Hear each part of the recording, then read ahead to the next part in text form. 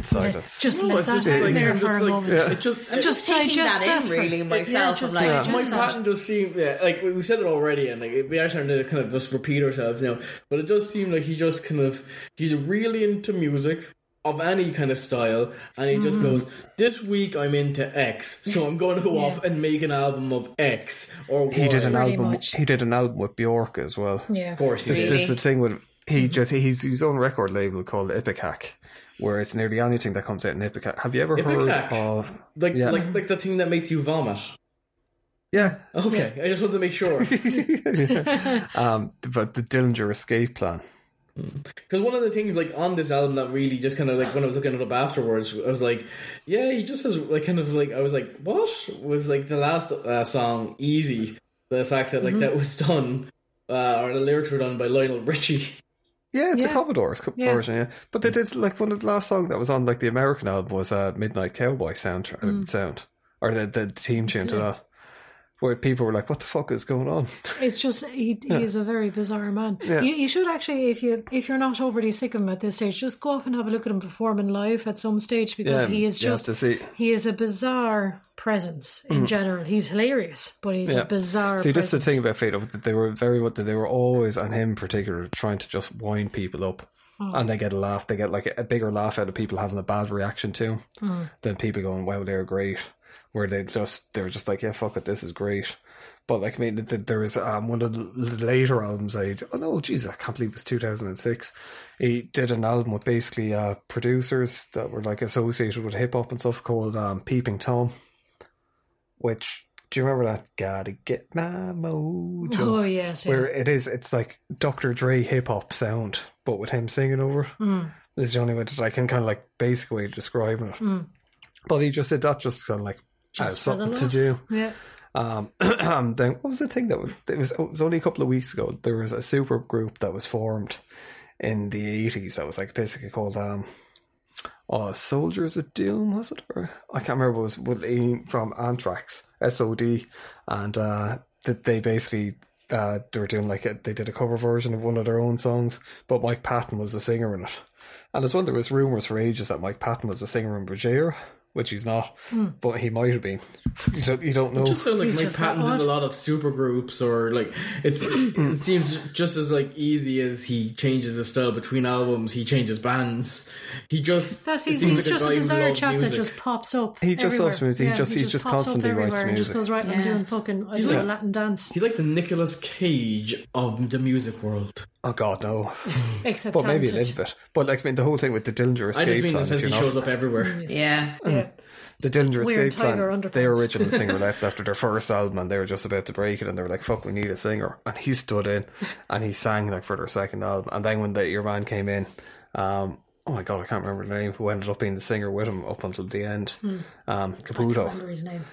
He ended up like copying. Basically, Mike Patton was like the mentor for them, and kind of like shaped what way that they went. Like Dillinger Escape Plan sound totally different from the way that they did when they started off. But one of the last kind of like mixtures is a band called Dead Cross, which he accidentally ended up becoming the singer because the actual singer that they were going to have in it ended up dropping out. But it's made up with whatchamacallit,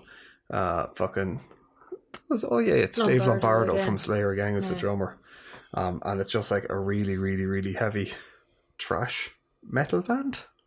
Ross Robinson ends up, or he produced it, who would have done like Korn and Slipknot and stuff like that. So it's like super, super, super fucking heavy. But it's actually really good. It's more kind of like hardcore punk, I suppose. And I think it reminds me a lot of that was a proud to commit commercial suicide, Nail Bomb. Max Cavalera.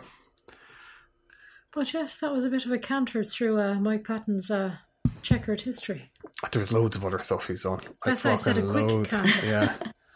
Not a detailed fucking history. But yeah, I think you should look him up live, Fate No More live. We'll give it a look with him singing, or just Mike Patton singing live. I'll probably give it a listen to both now. Like I'll listen to a bit more of Fate No More, just like down the road. But I'll give Mike Patton a chance, because like you've sold me on the sense that he's like, he kind of goes he's just a crazy stage peasant. He is a crazy stage presence. Yeah. So, even as an older man as well. I mean, when he was a younger man, he was absolutely like just an absolute he was throwing shit in ventilation shafts. ball of energy. Yeah. But he still is. Like what age is he now? He's 52, 53 or something. Yeah, he's just an absolute crazy ball of energy still. But like, I mean, the whole thing is why he ended up doing movie soundtracks as well. He did a Perfect Place, Crank, High Voltage. He did the soundtrack like too. Crank. Yeah, me too. The Place Beyond the Pines. What was that last thing? 1922.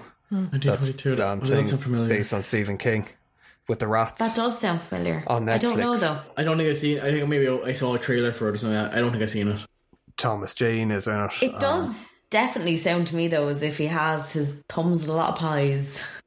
He does. He's like he's to be honest, probably. I wouldn't even think of that as a metaphor for like the more they describe it, I would expect like you one day he just has his thumbs in a lot of pies in general. Like, That's just one of his hobbies. His wife comes in. What are you doing today? I'm going to go around and stick my thumbs as many pies as possible.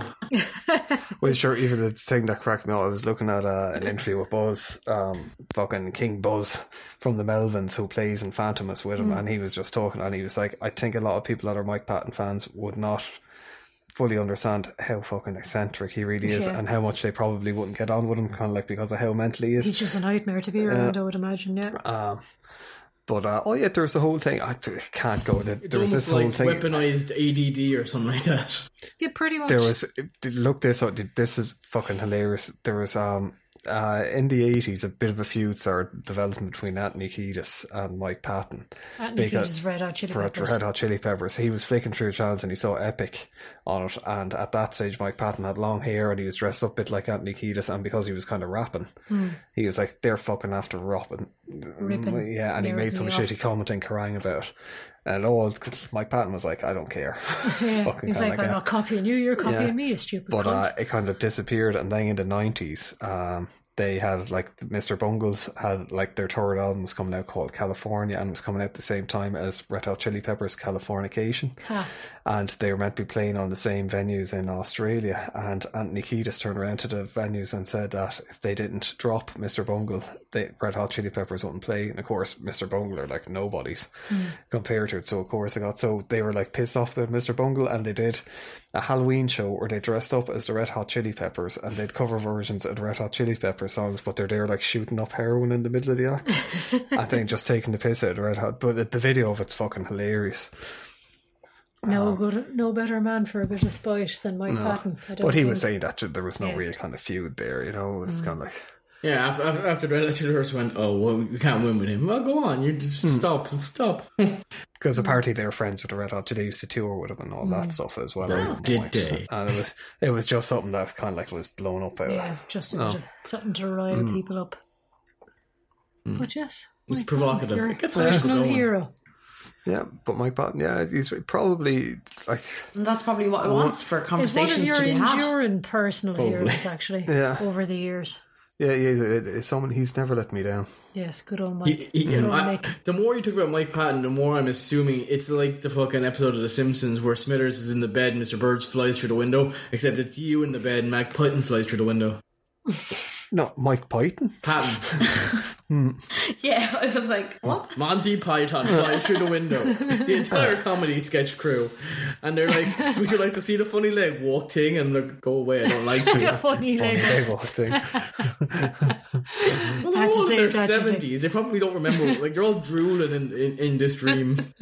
The ones that are left. A lot of them are dead now. Yeah. It's very disrespectful of you, Mark. It's terrible. Wow. But I'm also not talking about the dead ones drooling. They just decay while they float next to you. But yes, I think if Mike Patton flew into your window, you'd probably just cream. I don't think I would. You'd probably be like, why are you coming in my window? Also, how did you invent flight? Also, why did you choose to use your flight powers to come here? It's like, I heard your podcast. Well, that explains everything then. It's terrible. It comes to my chance with the show, and I can't, like, yes, I like this person, I like their music, and do a thing. I'm like, oh God, you love them. Oh. The rest of you are doing ones as well. And there's nothing about it, but it comes to me and kind of like casting distortions on my... Distortions. You're going to do it to me next time. It's going to like, my sexuality. You like your band. Why don't you just marry it? That's why you picked Epic, isn't it? Because you can say, oh, well, the singer is a woman. But you'll just there's two singers in Epica, actually. There's a man and a woman. So they can swing both ways. Yeah, I'm bi. Bi for everything. Yeah.